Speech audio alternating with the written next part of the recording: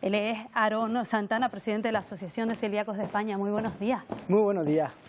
Bueno, ¿qué porcentaje aproximado de los alimentos que consumimos tiene gluten? Hay muchísima variedad, porque tenemos que tener en cuenta que el gluten está presente a raíz sobre todo del trigo, del cereal del trigo, con lo cual podemos imaginarnos la cantidad de productos que tienen hoy en día trigo. Hablan ustedes de un sobrecoste, porque es verdad que los precios se han incrementado para todos, pero ustedes sostienen que en el caso de las personas con enfermedad celíaca, mucho más. ¿De cuánto dinero podemos estar hablando? Estamos hablando que en una familia media puede estar rondando los 600 euros al año del sobrecosto de la cesta, con lo cual podemos imaginarnos que con la inflación que estamos sufriendo, más este sobrecosto, en muchas ocasiones supone un gran esfuerzo poder llevar la dieta a cabo.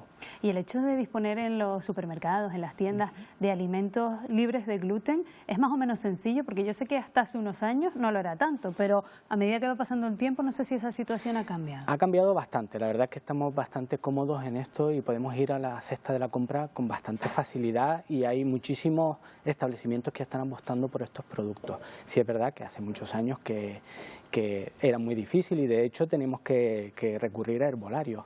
Ya hoy en día, por suerte, pues como digo, ya esto ha revertido. ¿De qué alimentos, por ejemplo, tienen que prescindir sí o sí?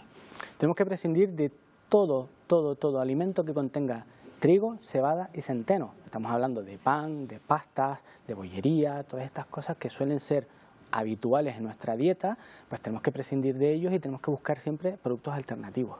¿Suele ser fácil llegar a ese diagnóstico o tiene que pasar mucho tiempo y muchas situaciones distintas para dar con él? Porque lo digo porque incluso sé que hay gente que no manifiesta determinados síntomas. Sí, en ocasiones es complicado detectarla porque se suele manifestar de diferentes formas, no tiene un patrón común.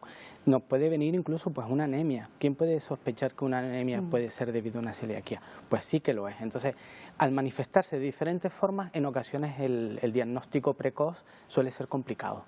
Aunque por suerte ya estamos mejorando bastante ese diagnóstico y podemos llegar a detectarla bastante rápido. Y, por ejemplo, en el momento que se empieza a sospechar, ¿de dónde parte esa sospecha? ¿Del paciente, del médico? ¿Cómo es ese proceso, por ejemplo, en su caso? Suele ser por el propio paciente. Por ejemplo, en mi caso, pues vino de una anemia muy fuerte a raíz de un cuadro de estrés muy grande, el cual pues empecé a perder peso y a través de unas analíticas vieron que tenía una anemia muy grande. A raíz de ahí se empezaron a hacer diferentes estudios descartando otras enfermedades mucho más graves hasta que dieron con la celiaquía. Entonces, es un proceso que a veces es complicadillo porque por la manifestación, como estaba diciendo. Y me imagino además el susto, ¿no?, de pensar que puede ser quizás algo más grave sin restar importancia a esta enfermedad, pero que uno se pondrá en lo peor, ¿no? Normalmente nos ponemos en lo peor. En mi caso llegamos a descartar cáncer de colon. O sea, este dato de hecho muy poca gente lo sabe, pero en mi caso fue descartar un cáncer de colon debido a la anemia tan fuerte que tenía. Con lo cual, pues ya podemos sospechar por dónde puede venir la gravedad de esta enfermedad, que al fin y al cabo estaba oculta detrás de otros síntomas. Claro. ¿Y cuánto tiempo puede pasar desde la sospecha hasta que le dan un diagnóstico? Pueden pasar varios meses o incluso años. Va a depender un poco del periplo entre los diferentes especialistas que tengamos que estar visitando. Entonces, en función de si esos especialistas conocen la enfermedad o no la conocen o están más habituados a ella, pues podremos llegar a un diagnóstico más rápido debido a esto, a que la conocen, entonces tienen sospechas y van a por ella. Normalmente suele ser algo que acomete, unas pruebas que acometen o que manda la atención primaria, el Servicio Canario de Salud, o hay a veces que hacer frente de manera particular. Normalmente lo hace la sanidad. Está preparado el sistema, no del todo como nosotros queremos, porque quisiéramos tenerlo todavía más implantado, pero sí es verdad que poco a poco estamos logrando que atención primaria ya sea capaz, desde los médicos de cabecera, poder detectar la enfermedad. ¿Ha notado desde la asociación un incremento de casos en los últimos tiempos? Se han incrementado los casos y sobre todo personas que no llegan a ser celíacas, pero sí están sensibles al gluten. Esa intolerancia. Una especie de intolerancia a la cual notan que cuando comen cierto volumen de productos con gluten, notan malestar en su cuerpo, notan un cierto malestar, y desde que bajan la cantidad de gluten que toman en el día, mejoran sustancialmente. Entonces, hemos detectado un aumento en esos casos. ¿Es el prescindir del gluten el único tratamiento posible o hay más? Es el único. El único, de momento, ese es el tratamiento. No podemos tomar absolutamente nada de gluten. Es decir, que me imagino que la petición que ustedes hacen va precisamente en esa línea, en la parte económica que hablamos. Claro, la parte económica, porque tenemos que tener en cuenta que muchos de los productos están catalogados incluso como dietéticos, cuando para nosotros son productos básicos.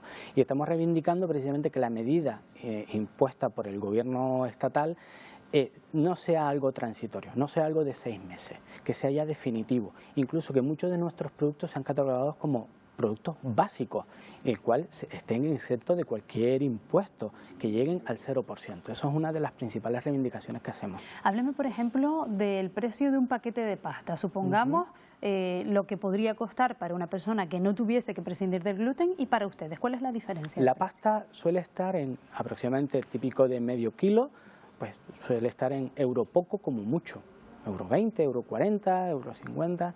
En un paquete de pasta sin gluten llegamos a los 3,60 euros. Estamos hablando del triple. Pasa lo mismo con el pan de molde, pasa lo mismo con las barras de pan. Normalmente estamos estableciendo entre el triple o un poquito más del precio entre con gluten y sin gluten. ¿Y qué hay del etiquetado? ¿Suele llevar a error o está claramente especificado? ¿Se pueden ustedes fiar de que donde pone sin gluten es sin gluten o hay todavía una cierta confusión? No, está bastante delimitado, está bien estimado. Lo que sucede es que hay ocasiones en las que esa etiqueta puede contener, que es donde ellos intentan, o las marcas, las fábricas, intentan un poco salvarse las manos. Y ahí es donde nosotros tenemos los graves problemas. Cuando se pone que es sin gluten, evidentemente la legislación es bien clara y está bien etiquetado y nos podemos fiar de ese etiquetado. Pues Aarón Santana, presidente de la Asociación de Celíacos de España, muchas gracias por habernos acompañado esta mañana y habernos ayudado a entender mejor la enfermedad celíaca. Muchas gracias a ustedes por hacernos un huequito. Buenos días.